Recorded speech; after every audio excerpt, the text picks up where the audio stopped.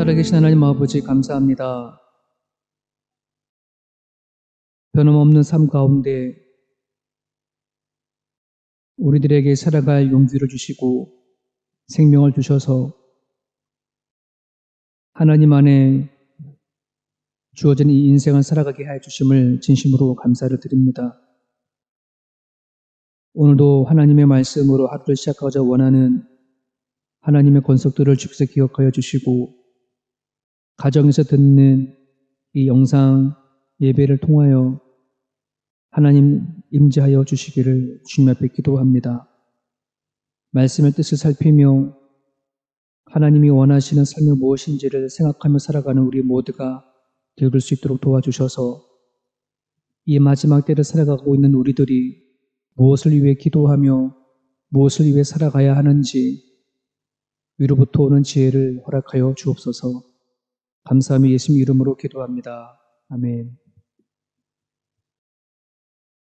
오늘의 본문 말씀은 72편입니다. 시편 그 전체를 150편으로 되어져 있는데 이 150편을 5권으로 구분을 했습니다.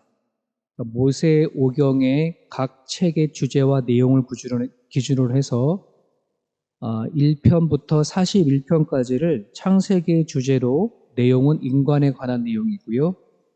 42편부터 오늘 본문 72편까지를 출애굽기 주제로 내용은 하나님의 구원에 관한 내용이 담겨져 있습니다. 그리고 73편부터 89편까지는 레위기를 주제로 내용은 성전에 관한 것이 중심이고요. 그리고 90편부터 106편까지는 민수기를 주제로 내용은 방황하고 불안하는 그런 내용을 담겨져 있습니다. 그리고 107편부터 150편까지가 신명기의 주제로 내용은 하나님의 말씀에 관한 내용으로 담겨져 있습니다. 이제 그렇게 10편, 150편을 5권으로 이렇게 묶어가지고서는 편집이 되어져 있습니다. 그래서 오늘 72편은 이상적이고 완전한 그 왕이신 예수 그리스도를 통해서 하나님께서는 이 땅에 구원의 계획을 펴시는 그 예언전적인 그러한 말씀이 담겨져 있습니다. 그래서 72편에서 말하는 왕은 다윗이기도 하고 또 솔로몬 왕이기도 하지만 궁극적으로는 예수 그리스도를 이야기합니다. 우리 같이 72편 같이 한 목소리로 읽습니다. 하나님이여 주의 판단력을 왕에게 주시고 주의 공의를 왕의 아들에게 주소서. 그가 주의 백성을 공의로 재판하며 주의 가난한 자를 정의로 재판하리니 의로 말미암아 산들이 백성에게 평강을 주며 작은 신들도 그리하리로다. 그가 가난한 백성의 억울함을 풀어주며 궁핍한 자의 자손을 구원하며 압박하는 자를 꺾으리로다. 그들이 해가 있을 동안에도 주를 두려워하며 달이 있을 동안에도 대대로 그리하리로다.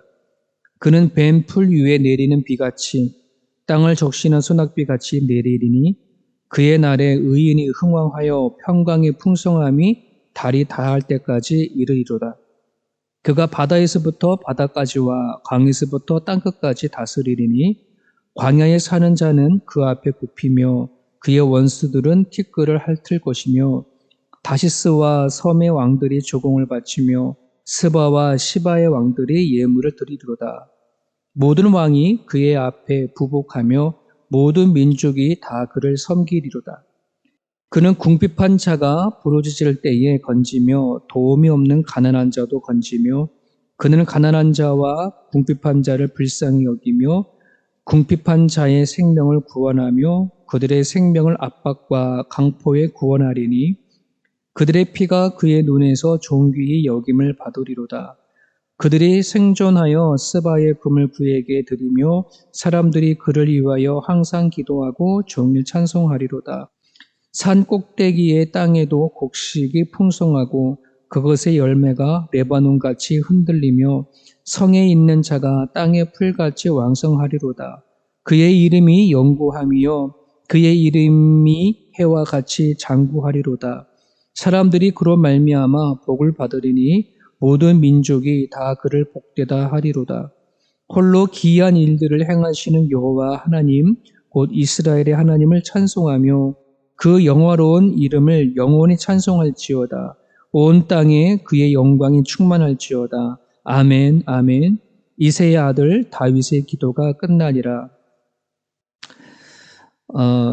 72편은 1절부터 19절까지 내용이고요. 그리고 20절에 이새의 아들 다윗의 기도가 끝나니라 라고 하는 이 표현은 후기에 편집자에 의해서 새롭게 들어온 그런 한 구절입니다. 그러니까는 42편부터 72편까지를 한 권으로 묶었는데 42편부터 72편까지를 다윗의 기도의 내용이다라고 표현하기 위해서 그렇게 얘기했고요.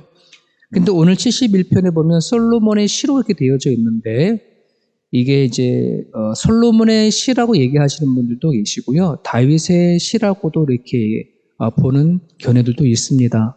왜 그러냐면 내용상으로는 그 스바 여인 또는 이런 분들이 와서 왕에게 제물을 드렸다라고 하는 이런 내용적인 부분을 가지고 솔로몬이 지었다라고도 견해를 얘기를 하고요.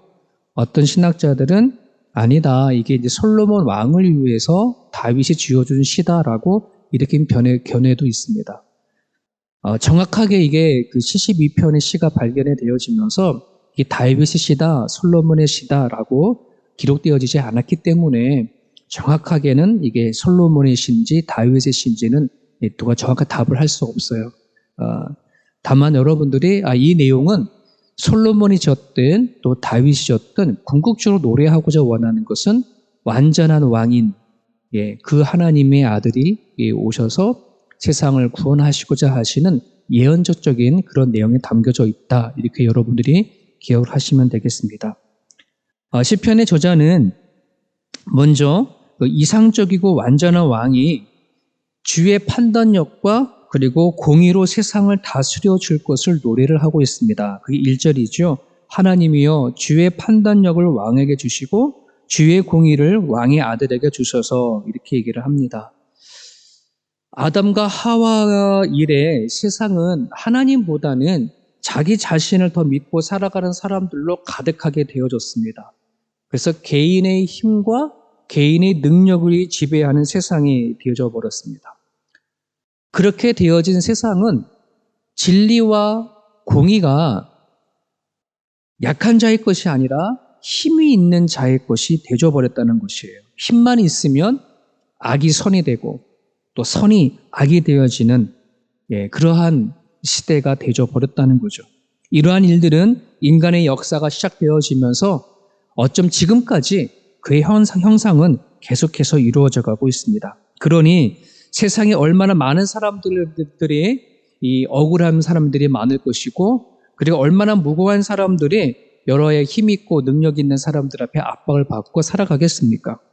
자, 그러한 부분들이 있어서 이 노래 안에는 정말 주의 온전한 판단력과 하나님의 주의 온전한 공의를 가지고 세상을 다스려주기를 간절히 바라는 그런 노래가 담겨져 있습니다. 법에는 그 기본적인 원칙인 무죄 추정의 원칙이라는 말이 있습니다. 10사람이 범인을 놓치더라도 한 사람의 무고한 사람을 억울하게 만들지 말라라고 하는 그런 정신이죠. 그러니까 시편의 저자가 다윗이든 솔로몬이든 둘 다 왕이었지 않습니까? 왕의 자리에 위치해 있어서 그런 간절함을 바랬던 거죠. 왕의 한 번의 판단이 얼마나 큰 영향을 끼칠 수 있는가라고 하는 것을 본인들은 아는 거죠. 그래서 내가 잘못된 판단과 분별력을 가지고 억울한 사람이 생기지 않기를 간절히 바라는 그런 마음의 노래를 하듯이 여러분들 하지만 이 세상에 어떤 왕이 그렇게 완벽한 분별력을 가지고 나라를 다스려갈 수 있겠습니까? 오로지 하나님 밖에는 하나님 외에는 이 세상을 온전한 분별력과 공의로 다스릴 자가 없음을 여러분 기억을 하셨으면 좋겠습니다. 여러분 열왕기상 3장에 보게 되어지면 솔로몬이 기브온 산당에서 1000번째 제사를 드린 이후에 하나님이 너무나 기뻐하셔서 솔로몬에게 이렇게 말씀하셨죠. 내가 너에게 무엇을 주고 너는 구하라. 낚이게 했습니다. 그럴 때 솔로몬이 다른 것보다도 지혜를 구했습니다. 하나님이 그것이 너무나 마음에 들어서 지혜뿐만 아니라 무엇도 같이 주냐 그러면 부귀와 영광도 너에게 같이 주마, 이 약속을 하셨어요. 솔로몬이 하나님의 지혜로 하나님의 뜻을 분별하고 하나님의 뜻대로 행할 때에 그에겐 부와 영광을 함께 주겠다라고 하는 하나님의 약속이고, 또 하나님은 그 약속을 그대로 이루어 주셨다는 거죠. 여러분, 이런 것을 볼 때에 우리가 하나님께 무엇을 구해야 하는지 그것에 대한 순서가 반드시 있구나 하는 생각을 해보게 되어집니다. 우리는 부와 영광을 구하기 전에 하나님의 뜻을 아는 지혜를 먼저 구하는 것이 하나님께서는 무엇보다도 기뻐하시겠구나 하는 것을 깨닫는 거죠. 우리가 아무리 부가 있고 영광을 누린다 할지라도 지혜가 만약에 없다면 그 부와 그 영광은 도리어 우리들에게 해가 되고 독이 될 가능성이 많습니다. 도리어 그것이 나를 교만하게 만드는 하나의 도구가 되어줄 수가 있죠. 사랑하는 여러분, 잠언 14장 12절에 어떤 길은 사람의 보기에는 필경 바르게 보이나 사망의 길이다라고 하는 말씀이 있습니다. 우리가 바라보고 판단하기에는 이 길이 맞아, 좋아 보여, 바르게 옳다라고 생각해 라고 하는 그런 길도 어떤 경우에는 사망의 길이 되어줄 수가 있다는 말이에요. 그만큼 우리는 분별력이 필요합니다. 하나님의 지혜 안에서 내가 어떻게 선택하고 어떻게 분별하고 살아갈 것인가가 너무나 중요하다는 말이죠. 여러분, 오늘 우리 가운데에 성령께서 오셔서 그 지혜를 성령께서 주시겠다고 약속을 하셨습니다. 여러분, 6절에 보면 그는 벤 풀 위에 내리는 비같이 땅을 적시는 소낙비같이 내리니 그는 왕의 분별력과 공의가 벤 풀에 내리는 비 같고 메마른 땅을 적시는 소나기 같다. 여기 벤풀이란 말은 어떤 그 핍박과 시련 이런 얘기를 하는 거거든요. 핍박과 시련 속에서 하나님께 부어주시는 그런 비 같고 척박한 그런 메마른 땅에 부어주시는 소낙비 같은, 이게 하나님이 주시는 지혜이잖아요. 오늘 우리가 하나님 앞에 간구하고 기도할 때에 성령 하나님 앞에 기도를 가했으면 좋겠습니다.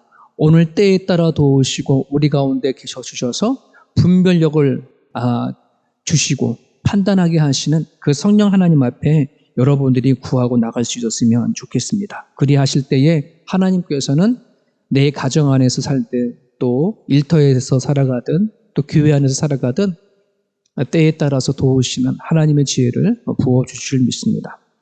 계속해서 말씀을 보게 되어지면 두 번째 맥락에서 시편의 기자는 완전하고 온전한 왕이 뭇 백성들로 하여금 항상 기도하고 찬송 받으실 것이다 라고 하는 노래를 하고 있습니다. 물론 여기에 기도와 찬양을 받으실 분은 궁극적인 만왕의 왕 예수 그리스도를 일컬었는데요. 그 시편의 기자가 그 왕이 세상을 향해서 어떤 일을 할 것인지를 열거를 하고 있습니다. 그게 13절부터 쭉 나오는데, 궁핍한 자와 가난한 자를 건지시고 불쌍히 여기셔서 구원하시고 그의 피, 그들의 희생이죠. 그들의 희생을 존귀하게 여기신다. 특히 14절을 현대 성경을 읽어보면 이렇습니다. 대낮에도 자행되는 고문과 폭력에서 가난한 자를 건지시고 그들의 목숨을 귀하게 여기시니라, 이렇게 기록이 되어져 있습니다. 이 말씀을 이제 읽고 묵상하면서 현재 아프가니스탄의 그 나라를 생각하지 아니할 수가 없어요. 이 세 지구상에 지금 가장 위기 상황 속에 있고 살기 위해서 전 세계적으로 뿔뿔이 흩어질 수밖에 없는 아프가니스탄의 그 민족들, 그 난민들이 살기 위해서 지금 피나는 노력을 좀 하고 있습니다. 정말 열방의 왕이시고 만왕의 왕이신 예수 그리스도께서 그 땅을 통치하시고 회복되어지시는 날이 되셨으면 좋겠습니다. 그래서 그들의 비록 이슬람의 국가이지만 정말 그 상황을 통해서 예수 그리스도를 진심으로 만나서 예수님을 통해 주시는 그 안전함과 평온함과 구원함을 맛볼 수 있었으면 좋겠습니다. 그래서 이슬람의 백성들을 통해서 예수 그리스도께서 영광과 찬양 받으시는 날이 오기를 간절히 바랍니다. 그런 뜻에서 여러분들이 기도하여 주십시오.